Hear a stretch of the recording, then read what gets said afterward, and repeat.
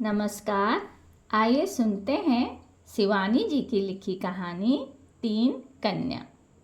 विभाजन से पूर्व शिलांग जाने के लिए सबसे सुगम यात्रा स्टीमर से हबीगंज पार कर रेल मार्ग से संपूर्ण की जाती थी। मुझे भी शिलांग इसी पथ से जाना था। ब्रह्मपुत्र के समुद्र जैसे वक्ष को चीरती, मछली की दुर्गंध से बसाती स्टीमर घाट पर लगते ही मैंने सामने खड़ी अनीता की मामी को पहचान लिया था। मुझे हबीगंज में रहने की असुविधा होगी, यह जानकर मेरी सहपाठिन अनीता ने अपनी मामी को पत्र लिख दिया था। तुम्हें स्टीमर से लिवा ले जाएंगी, मामी को कैसे पहचानोगी, पूछती हो। वह जोर से हंसी। शंख सा रंग, लंबा कद, माथे से भी बड़ा जूड़ा और गोद में मोम की सी गुड़िया सी बेबी। अनीता के वर्णन में कहीं भी अतिशयोक्ति दोष नहीं था। गोद में बेबी तो नहीं थी, पर साथ में 2 दुबली पतली रिकेटी सांवली लड़कियां थी। इतनी सुंदरी मामी की ऐसी घिनौनी जुड़वा पुत्रियां कैसे हो गई होंगी, मैं सोच रही थी। कुछ बच्चे ऐसे भी होते हैं जिन्हें चेष्टा करने पर भी दोहराया नहीं जाता। दोनों लड़कियां ऐसी ही थी। मुझे लेने मामी अपनी विक्टोरिया गाड़ी लाई थी। गाड़ी का कलेवर जीर्ण शीर्ण हो गया था, किंतु खिड़कियों पर रेशमी झालर के पर्दे लगे थे और कोचवान की ठसकेदार मूछें और भड़कीली वेशभूषा देखकर स्वामिनी का रौब मुझ पर यथेष्ट छाने लगा था। विक्टोरिया गाड़ी चली तो मामी ने पर्दा खोल दिया। लो देखो, यही मेरा हबीगंज। एक नर्सरी राइम में तुमने भी तो पढ़ा होगा। एक टेढ़ा शहर था जहाँ का बूढ़ा उसकी लाठी, यहाँ तक कि माइलस्टोन भी टेढ़ा था। ऐसा ही टेढ़ा शहर है यह। सचमुच में दंग रह गई थी। हर मकान की छत टेढ़ी, खिड़की टेढ़ी, द्वार टेढ़े, यहाँ तक कि पेड़ों के तने भी मुझे अजीब भूतिये से टेढ़े मेढ़े लग रहे थे। सुना, बहुत पहले भूकंप के भयानक भुरकुटी विलास ने अभागे हबीगंज की सृष्टि लय कर दी थी। मामी बोली, अभी भी छठे छमा से भूकंप होता रहता है। इसी से हर मकान की नींव देख रही हो ना, जमीन से कितनी ऊंची है। यह लो, यह आ गया हमारा बंकिम महल। 3 मीनारें टेढ़ी होकर लद गई, चौथी टूटी तो फिर बनाई ही नहीं। आओ सुन दो, मामी ने बाहर से ही पुकारा। नीतार हिंदुस्तानी ऐसे छे। अजी सुनते हो, नीता की हिंदुस्तानी सहेली आ गई है, पर यह तो हम बंगालियों से भी अच्छी बंगाली बोलती है। वह हंसकर मुझे अपने पति के कमरे में खींच ले गई, जहाँ से छप छप लेटे 1.25 गज की हुक्के की जरीदार नली गुड़गुड़ाते मामू बाबू उठ बैठे। ऐसो माँ, ऐसो, यह है मेरा टेढ़ा बूढ़ा। There was a crooked man, कहती मामी हंसती हंसती दोहरी हो गई। सचमुच ही उनका बूढ़ा टेढ़ा था। पक्षाघात से उनके दोनों पैरों को विभिन्न दिशाओं को मुड़े तुड़े थे। बड़ी बड़ी आंखें बैल किसी भावनाहीन, फटी फटी, बाहर को निकली और डरावनी लगती थी। नाक सुडौल और खड़क की धार की सी तीखी थी। मूछें और दाढ़ी बुंदेलखंडी रजवाड़ों की सज्जा के बीच में विभक्त कर कान तक उठाकर चिपकाई लगती थी। क्षण भर को मुझे लगा बूढ़ा नकड़ी दाढ़ी मूछें लगाकर किसी सस्ती नौटंकी में अभिनय कर लौटा है। अप्सरा सी सुंदर मामी और डांकों के से भयानक चेहरे वाला वह बूढ़ा। रात भर मुझे वहीं रहना था। न जाने कैसे अनजान भय की सिहरन मेरी रीढ़ की हड्डी से सरसराती नीचे ऊपर उतरने लगी। तुम्हें देखकर लड़की डर गई है जी, मामी ने हंसकर अपने पति से कहा। बूढ़ा बड़ी देर तक हो होकर हंसता रहा और हंसने से उसकी राम ढोल सी तोंद थुल थुल करती हिलती ही रही थी। मामी का महल वास्तव में दर्शनीय था। दर्जनों नौकरानियां थी। कोई मछली काट रही है, कोई कमरे पोंछ रही है, कोई उनकी 2 काली मरघिनी लड़कियों को घुमा रही है। मामी ने बड़े यत्न से मुझे 2 दिन रखा। तीसरे दिन मैंने जाने की जिद की तो तुनक गई। वाह वाह, पहली बार ननिहाल आई हो, ऐसे कैसे जाओगी? ढाका की फूलदार साड़ी, नूतन गुड़ के संदेश, घर के नारियल का तेल और भी न जाने क्या क्या उपहार साथ में रखकर बड़े स्नेह से मामी ने विदा दी थी। गोदी की छोटी लड़की बेबी को साथ लेकर वह मुझे पहुंचाने स्टेशन भी आई थी। इसी मार्ग से लौटोगी, समझी? कहीं गुवाहाटी होकर मत चली जाना, उन्होंने कहा था। पर मुझे फिर गुवाहाटी से होकर ही जाना पड़ा। मामी से एक कृतज्ञता पत्र की विदा लेकर मैं लौट आई थी। अचानक 20 वर्ष बाद उनसे ऐसे फिर मिलना होगा, सोच ही कौन सकता था। मेरे बंगले के सामने का चौराहा शायद प्रयाग का सबसे मुखर चौराहा है। एक सड़क सीधी संगम को चली जाती है। मांग मेले की इंद्रधनुषी भीड़ का संगम पहले इसी चौराहे पर होता है। काकरेजी कछोटा कसे पैजना झमकाती बूंदे लल्लाएं, नाक की दाईं बाईं और हीरे की लौंगों के नन्हे सर्च लाइट जगमगाती दक्षिणी तीर्थयात्रियों से भरे तांगों का जुलूस दिन डूबने तक सड़क की रंगीनी बनाए रखता है। मेडिकल कॉलेज को जाती कतारबद्ध श्वेतांबरी नर्सों को देखकर कभी कभी दंग रह जाती हूँ। एक सा ठप्पा, एक सी हंसी और एक सी जुड़े। लगता है एक ही नमूना पेटेंट करा दर्जनों परिचारिकाएं बनवा ली गई हैं।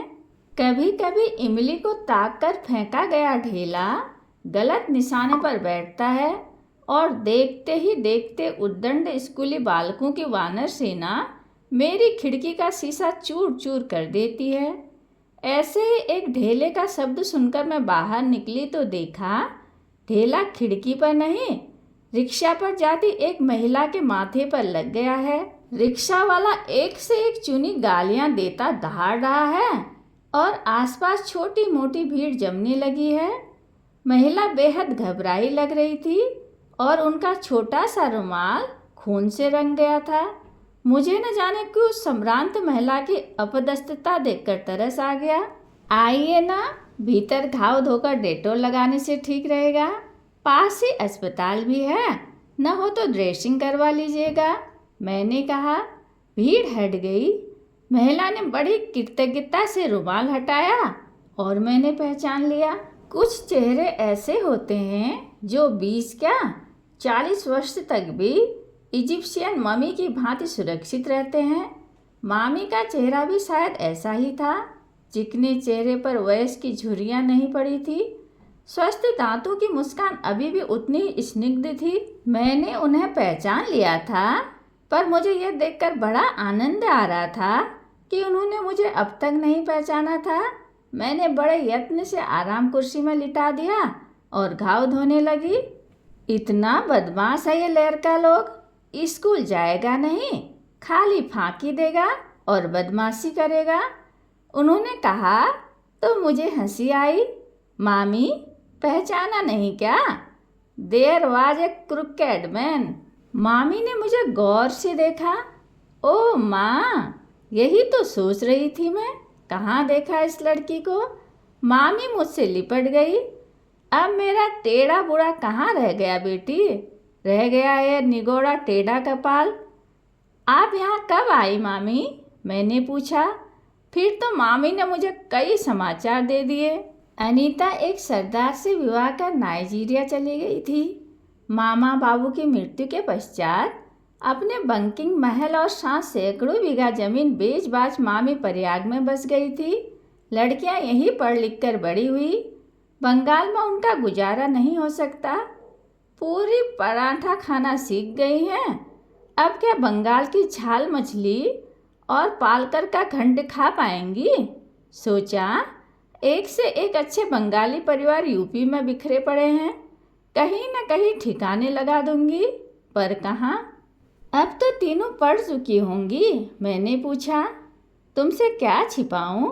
बड़ी सोना रीना 25वें में है। बेबी को इसी चैत में 22वां लगेगा।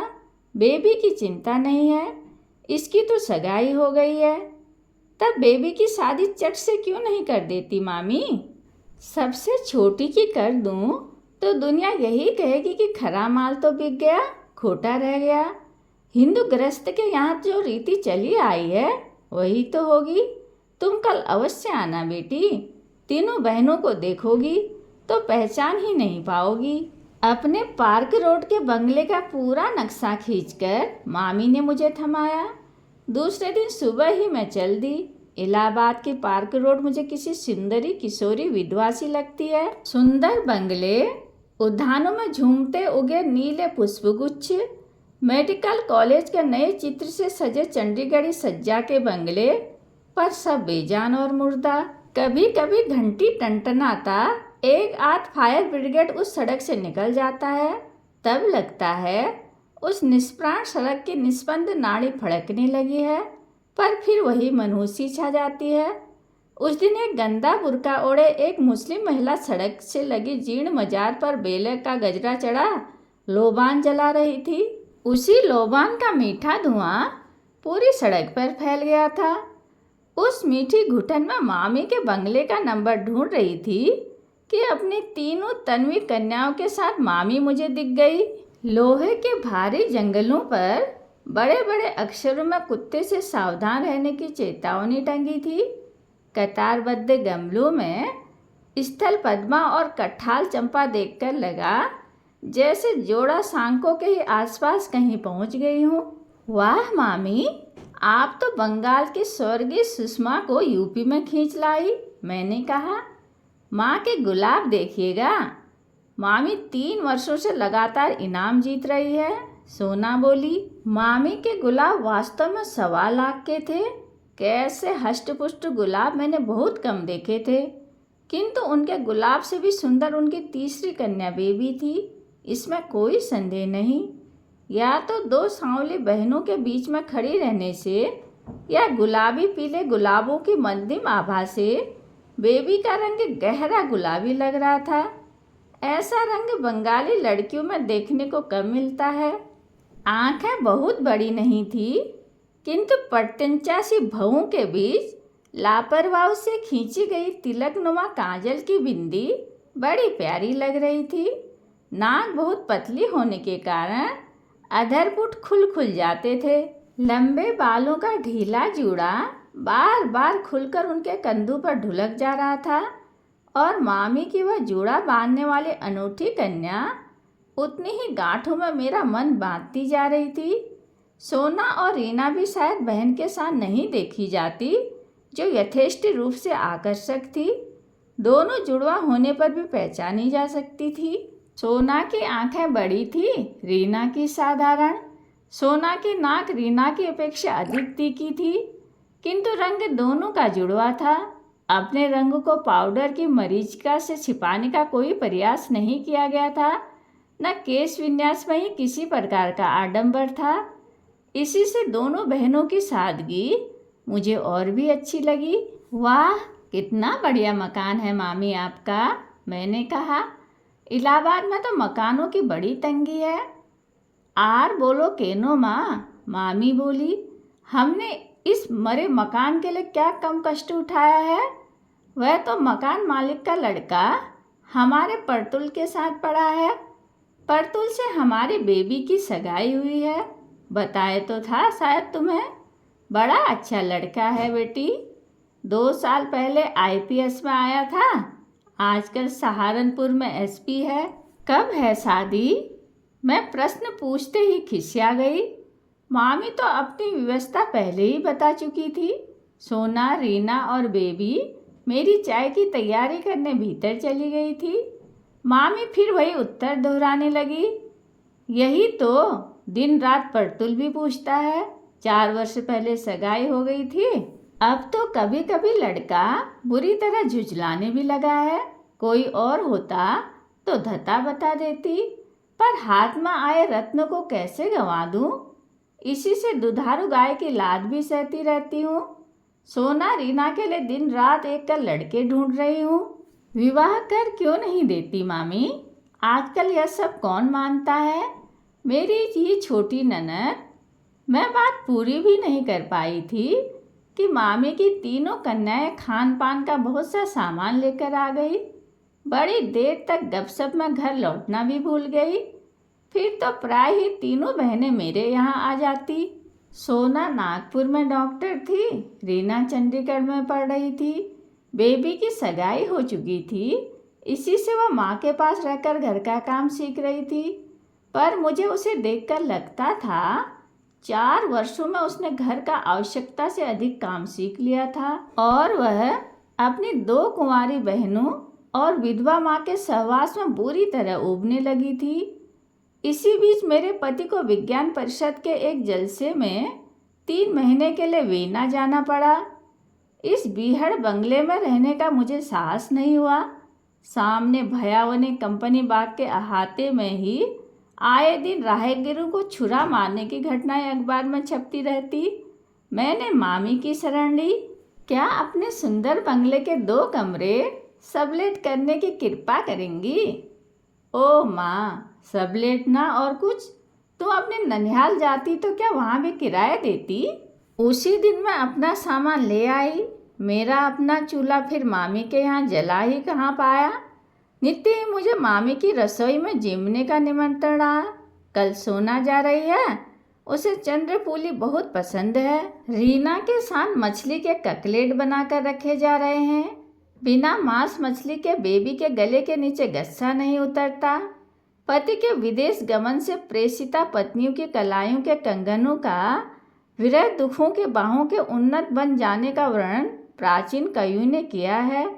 पर यहाँ तो मामी की स्निग्ध स्नेह छाया में खा खाकर मेरी कलाइयाँ ही बाहें बनी जा रही थी। मामी के कार्य करने की पटुता एवं क्षमता भी देखते ही बनती थी। उनका हर कार्य इतना सुघड़ और स्वच्छ होता था कि जी में आता उनकी प्रोट लंबी उंगलियां चूम लूं। जिस उम्र में स्त्रियां अकारण ही चिड़चिड़ाने लगती है, वही उम्र थी मामी की। पर जब देखो तब उनका चेहरा ताजे फूल सा खिला रहता। दोनों लड़कियां नौकरी पर चली गई थी। अकेली बेबी माँ के पास बनी थी। उस लड़की की एकांत प्रियता एवं अनोखा अस्वाभाविक गांभीर्य मुझे कभी कभी भ्रम में डाल देता। लड़की का स्वभाव ही ऐसा है या माँ के कठोर अनुशासन से सधे अवांछित कौमार्य ने उसे इतना उदासीन बना दिया है। लगता था टुकड़े टुकड़े कर देने पर भी लड़की के हृदय की बात कभी भी कोई नहीं जान पाएगा। न उसे पहनने ओढ़ने का शौक था, न घूमने का, न उसे पढ़ने में रुचि थी, न गाने बजाने में। कभी कभी काक स्टिच की कढ़ाई लेकर बैठ जाती तो दिन भर में एक गद्दी काट कर पूरी कर देती। कभी 2 दिन में स्वेटर तैयार कर देती। कभी पट्टियाँ बुन बुन कर उधेड़ती रहती। कभी सनक सवार होती तो पूरे घर की सफाई कर डालती। उसे भी अपनी माँ की भांति सफाई का खप्त था। मुझे उस सुंदरी लड़की की इसी आदत को देखकर कभी कभी उसके भविष्य के लिए बड़ी चिंता होती। मेरी कुछ ऐसी धारणा है कि जो नारी सफाई के पीछे मरी मिटी जाती है, उसका वैवाहिक जीवन उतना सुखी नहीं हो पाता। जिसका सारा समय यही सोचने में बीत जाता है कि उसकी पलंगों पर बिछे पलंग पोसों की समानांतर रेखाओं का माप कितने इंच और कितने सेंटीमीटर की परिधि में बंधा रहना चाहिए।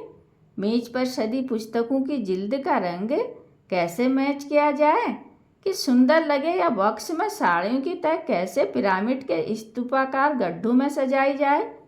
उसके पास अपनी गृहस्थी की मुख्य समस्याओं के मनन के लिए कभी कभी बहुत कम समय रह जाता है। उस नारी का पति कभी तौलिए की लुंगी बांधे कमरों में नहीं इधर उधर घूम पाता। बिस्तर की सिलवट बिगाड़ने का दुस्साहस करने पर गृहस्थी में तूफान खड़ा हो जाता है। उस ग्रह के बच्चे सजे संवरे गुलदस्तों में बधे कटे पुष्प गुच्छों की ही भांति सुंदर पर निर्जीव लगते हैं। अपने ग्रह को आवश्यकता से अधिक सज्जा प्रदान करने में कभी कभी ऐसे कलात्मक रुचि की नारी के हृदय का अंतरंग कक्ष बिना झाड़े ही रह जाता है और उसमें प्रयत्न की मकड़ी अपना ताना बाना बुन लेती है। सज्जा या आडर पुरुष का गुण है। इधर उधर चीज़ें फेंकने, रुचि से कपड़े न पहनने, दाढ़ी बढ़ा, बीमार मजनू की सूरत लिए इधर उधर घूमने वाला पुरुष जिस लापरवाही से अपने व्यक्तित्व की अवहेलना करता है, उसी लापरवाही से कभी अपने परिवार की भी अवहेलना कर सकता है। स्त्री की जितनी ही अस्त व्यस्त गृहस्थी होगी, उतना ही सुलझा उसका पारिवारिक जीवन रहेगा। इसी से मामी के कैक्टस की 128 किस्में, इटालियन ब्रांडेड से मड़ा सोफा और बगदादी कालीन देखकर मुझे लगता, जिस दिन मामी और उसकी 3 कन्याएं अपने इस बनावटी आडंबर की कैचरी से बाहर निकलकर खड़ी होंगी, उसी दिन उन तीनों को एक साथ राजपुत्र से सुपात्र जुड़ जाएंगे। जिस गृह स्वामिनी के कालीन पर ही पैर रखने में भय होता था, उसकी पुत्रियों का हाथ कोई भला पकड़ेगा ही किस दुस्साहस से। एक दिन मैं बरामदे में बैठी अखबार देख रही थी कि मामी दौड़ती आई, आज परतुल आ रहा है, मार्ग में शायद एक रात यहाँ भी रुकेगा। तुम्हें अगर आपत्ति न हो तो तुम्हारे ही कमरे को उसके लिए खाली कर दूं। एक उसी कमरे में अटैच बात है। मैंने स्वयं ही अपनी सूक्ष्म गृहस्थी बटोर कर मामी और बेबी के कमरे में डेरा डाल लिया और बड़ी उत्सुकता से परतुल की प्रतीक्षा में बैठ गई। मामी और बेबी ने स्टेशन चलने के लिए बड़ा आग्रह भी किया, पर मैं टाल गई। उस परिवार से मेरी कितनी ही अंतरंग घनिष्ठता क्यों न हो, उस भावी जामाता से तो मेरा किसी प्रकार का परिचय नहीं था। बल्कि मैं यदि बेबी की माँ होती तो लड़की को अकेले ही स्टेशन भेज देती। जब माँ बेटी परतुल के साथ लौटी तो मैं छत पर खड़ी थी। पहले तो मुझे लगा वह परतुल नहीं, बंगला चलचित्र का लोकप्रिय नायक सौमित्र चटर्जी ही चला आ रहा है। उसे लेकर मामी ऊपर आई तो मैं ही उसके लिए चाय बना लाई। मैं देख रही थी, लड़के की आंखें एक सेकंड के लिए भी बेबी को नहीं छोड़ रही थी। यह तुम्हारा गुसल खाना है बेटा, मामी बड़े स्नेह से बोली। वैसे तुम तो कई बार पहले भी आ चुके हो। जी हाँ, पर जिस रूप में आना चाहता हूँ उस रूप में तो अभी कहाँ आ पाया हूँ। कह वह आनंदी युवक एक लाड़ भीनी दृष्टि से अपनी वाग्दत्ता की ओर देखकर मुस्कुराया। मैं नहा धोकर तैयार होकर आता हूँ। बेबी, तुम तैयार हो जाओ। आप खाने के लिए कोई तैयारी मत कीजिएगा माँ, हम दोनों आज क्वालिटी में खाएंगे, ठीक है ना बेबी? उसने कुर्ते के बटन खोलते खोलते कहा और तौलिया पकड़कर उठ गया। हाँ, मैं तो तैयार ही हूँ। बेबी उस दिन जितनी सुंदर लग रही थी उतनी पहले कभी भी नहीं लगी। बेबी उठकर बाहर जाने लगी तो मैं उठ गई। अचानक आंधी की भांति मामी ने आकर उसका हाथ पकड़ा और फुसफुसाने लगी। मूर्ख लड़की, इतनी देर से तुम अकेली उसके साथ क्वालिटी जाओगी? जरा भी अक्ल नहीं है छोकरी को, लोग देखेंगे तो क्या कहेंगे? बेबी का खिला चेहरा अचानक सूख कर लटक गया। हद करती हैं मामी, मैंने उस सरल लड़की का पक्ष लिया। कौन क्या कहेगा? सभी को पता है दोनों एंगेज्ड हैं। आजकल कौन ऐसा दामाद है जो विवाह से पहले ससुराल नहीं हो आता? नहा धोकर गुनगुनाता परतुल बाहर आ गया। ए बेबी, एक गिलास पानी तो ले आओ, गला सूख गया है। उसके पानी से भीगे बालों की लटें छल्ले सी बनाती ललाट पर फैल गई थी। स्पष्ट था कि वह माता पुत्र के तनाव से अनभिज्ञ था। वाह, आप तो अभी से बेचारी लड़की पर हुकूमत चलाने लगे। मैंने परिहास कर मामी को हंसाने की चेष्टा की, पर मामी हंसी नहीं। दोष क्या मेरा है? देखिए ना, 4 साल से ललाट पर मेरा रिजर्वेशन स्लिप लटकाए यह बेहया लड़की घूम रही है। बेबी पानी लेकर लौटी, किंतु जिस समझबूझ से पानी मंगाकर परतुल कमरे में चला गया था वह प्रयोजन सिद्ध नहीं हो पाया। प्यासे की प्यास बहुत गहरी थी। जलवाहिका के साथ साथ मामी भी कमरे में जम गई और देश की बिगड़ती खाद्यान्न स्थिति का लेखा जोखा देती भावी जामाता को बोर करने लगी। मैं अपने कमरे में सब सुन रही थी। मामी उन दोनों को एक क्षण भी एकांत का सुअवसर देने के मूड में नहीं थी। मुझे मन ही मन मामी की अल्प बुद्धि पर क्षोभ हो रहा था। जामाता कितना बढ़ गया है, उसका उन्हें कोई ध्यान नहीं था। मैं तो उन्हें पहले ही कई बार समझा चुकी थी। लंबी सगाइयाँ विदेशियों को शोभा देती हैं, हम भारतीयों को नहीं। उनकी सगाई संयम की दुहाई नहीं मांगती, आदर्श के घेरे में नहीं बांधी जाती। इसी से उस सगाई को सुगमता से निभाया जा सकता है। पर संस्कार रज्जुबद्धा मामी की समझ में कुछ नहीं आया था। हुआ वही जो मुझे भय था। रात के 8 बजे, 9, 10, 11 सब एक एक कर बजते रहे, पर मामी बेबी के पीछे निरंतर छाया सी घूम रही थी। परतुल का कंठस्वर क्रमशः ऊंचा होता जा रहा था। यह आपकी सरासर ज्यादती है। बेबी मेरी वाग्दत्ता पत्नी है। मैं इसे जब चाहूँ घुमाने ले जा सकता हूँ। सच पूछिए तो मैं इस लंबी सगाई से ऊब गया हूँ। पता नहीं कब आपकी गुणवंती कन्याओं का विवाह हो और कब मेरे इस नीरस युग का अंत हो। जितनी बार भी आया हूँ आपने यही असहयोग आंदोलन किया है। आज इस बात का फैसला करके रहूँगा। मामी ने उत्तर में पता नहीं क्या गुनगुना कि लड़के का पारा एकदम ही चढ़ गया। तो जाइए, अपनी 3 कन्याओं का ढोल गले में बांधे घूमते रहिए। मैं जा रहा हूँ, समझ लीजिए फिर कभी नहीं आऊँगा। एक बार फिर पूछता हूँ, बेबी चलोगी मेरे साथ घूमने? मैं अपने कमरे से चीख चीख कर उत्तर देना चाह रही थी, हाँ चलेगी परतुल, अवश्य चलेगी। बड़े प्रयत्न से मैंने अपने को रोका। बेबी का उत्तर कतिपय विवश सिसकियों में आया, पर मामी का कठोर कंठस्वर अचानक कर्कश होकर गूंज उठा, नहीं नहीं, 100 बार नहीं। क्या समझा है? राय बहादुर बनर्जी परिवार की कुंवारी लड़की रात आधी रात चैक बाजार में घूमती फिरेगी? कितना नासमझ मूर्ख युवक है वह, मैं सोचने लगी। ऐसे अवसरों पर छल बल से भी तो काम लिया जा सकता है। यदि वह यहाँ पहले आ चुका है तो अवश्य जान ही गया होगा कि मामी के कमरे का द्वार रात भर खुला रहता है। यही उसकी एकमात्र दुर्बलता है। बंद दरवाजे के भीतर उन्हें नींद नहीं आती।